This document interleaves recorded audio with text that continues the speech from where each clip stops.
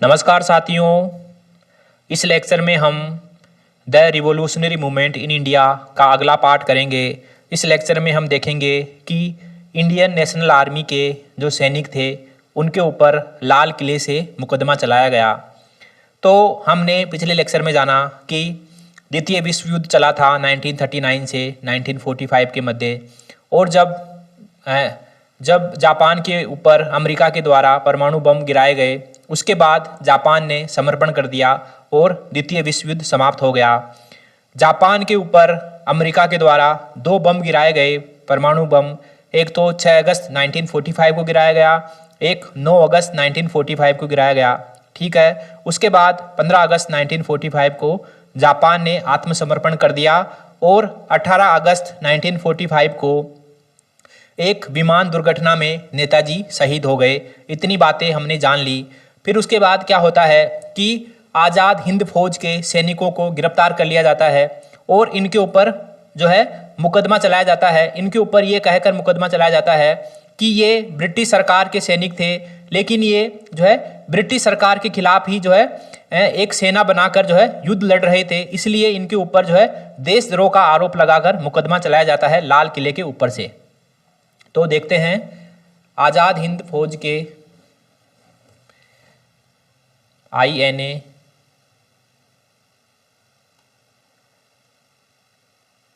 Indian national army के सैनिकों पर मुकदमा। आज़ाद हिंद फौज या इंडियन नेशनल आर्मी के सैनिकों पर मुकदमा। इनके ऊपर आरोप था देशद्रोह का कि इन्होंने सरकार के खिलाफ विद्रोह किया है। आरोप, इंडियन नेशनल आर्मी ने देशद्रोह किया है, ये इनके ऊपर आरोप था। और इनके ऊपर दिल्ली के लाल किले से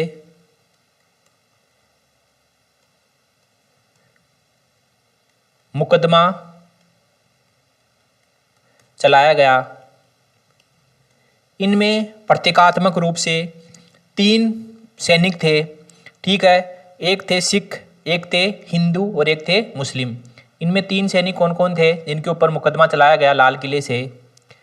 एक थे मेजर जनरल शाहनवाज खां, मेजर शाहनवाज खां, कर्नल गुरबख्श सिंह ढिल्लो, गुरबख्श सिंह ढिल्लो और प्रेम कुमार सहगल। कर्नल प्रेम कुमार सहगल, इनके ऊपर लाल किले से मुकदमा चलाया गया। ये मुसलमान थे, ये सिख थे और ये हिंदू थे।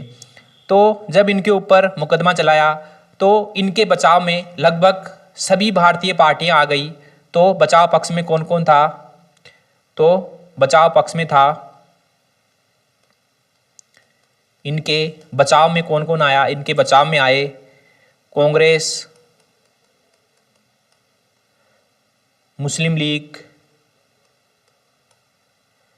कम्युनिस्ट पार्टी,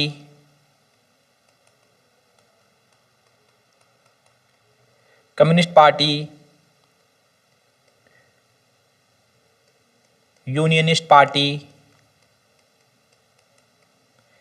हिंदू महासभा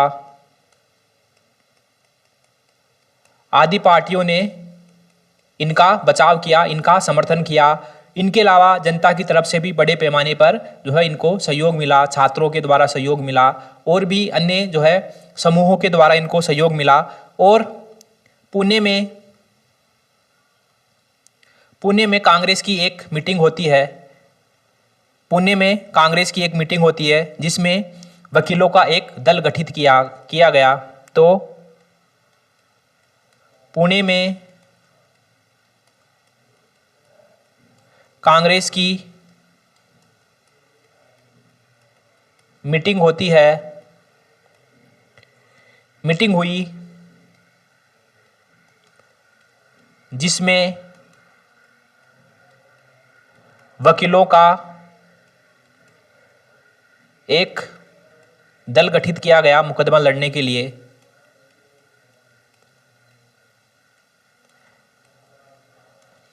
इस दल के अध्यक्ष थे भोलाभाई देसाई। भोलाभाई देसाई, इनमें अन्य सदस्य थे जवाहरलाल नेहरू, तेज बहादुर सप्रू, तेज बहादुर सप्रू, आसफ अली, आसफ अली, कैलाशनाथ काटजू,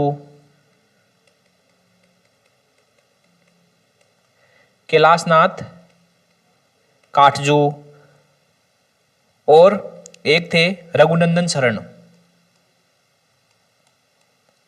ये पूरी टीम थी एक वकीलों की जो इन लाल किले पर चल रहे मुकदमे में इनका बचाव करने वाले थे। रघुनंदन शरण। लाल किले से मुकदमा चला, लेकिन केस का परिणाम आया, इनको मृत्युदंड की सजा सुनाई गई। केस का परिणाम आया और इनको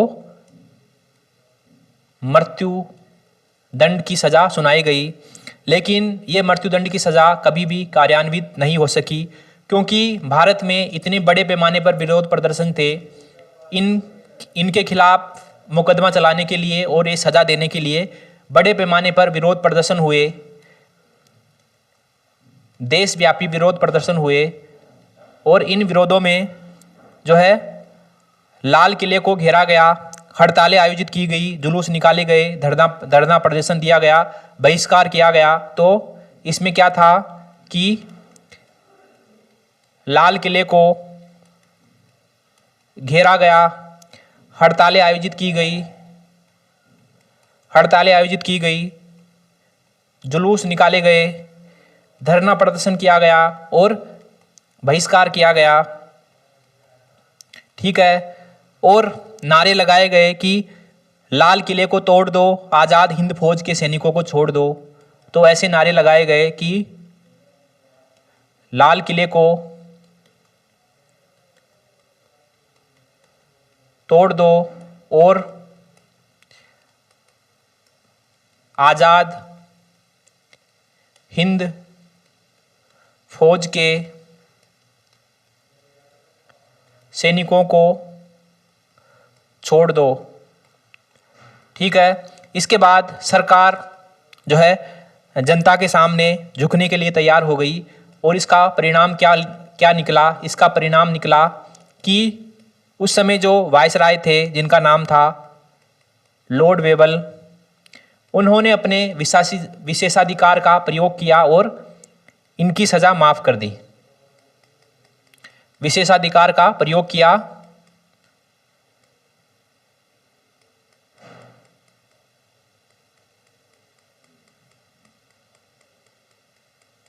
विशेषाधिकार का प्रयोग किया और सजा माफ कर दी। इससे जो है अंग्रेजों को लगा जो ये लाल किले का मुकदमा हुआ, इससे हिंदू मुस्लिम एकता बढ़ी, हिंदू मुस्लिम एकता में इजाफा हुआ।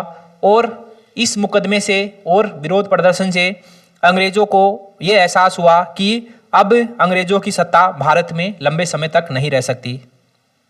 तो ब्रिटिश सरकार को यह महसूस हुआ कि भारत में ब्रिटिश सत्ता अधिक समय तक कायम नहीं रह सकती।